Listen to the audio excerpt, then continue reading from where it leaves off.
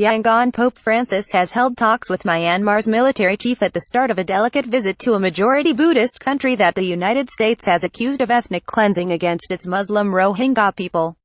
The leader of the Roman Catholic Church will also visit Bangladesh, where more than 620,000 Rohingya have fled to escape what Amnesty International has dubbed crimes against humanity.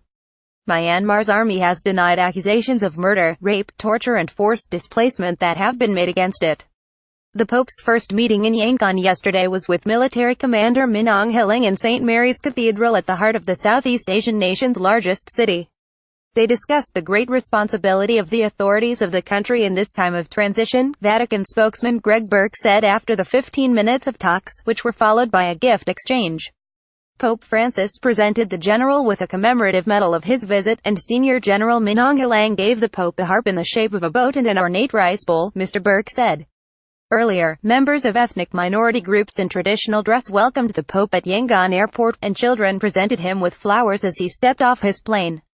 He waved through an open window at dozens of children who had Vatican and Myanmar flags and T-shirts with the motto of the trip, Love and Peace, as he set off in a light blue Toyota car for St. Mary's Cathedral. Rare occasion, we come here to see the Holy Father. It happens once in hundreds of years. He is very knowledgeable when it comes to political affairs. He will handle the issue smartly. Mr. Win Min Set, a community leader who took a group of 1,800 Catholics from the country's south and west to Yangon, on the Pope's discussions about the Rohingya. Only about 700,000 of Myanmar's 51 million people are Roman Catholic. Thousands of them traveled by train and bus to Yangon, and they joined crowds at several roadside points along the way from the airport to catch a glimpse of the Pope. We come here to see the Holy Father.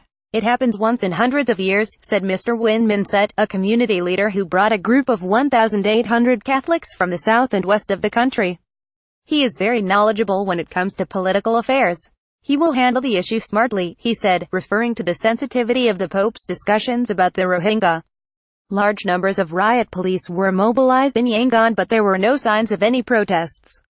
The trip is so delicate that papal advisors have warned him against even saying the word Rohingya, lest he set off a diplomatic incident that could turn the country's military and government against minority Christians.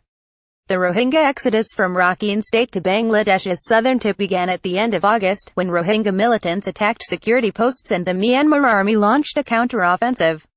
Reuters.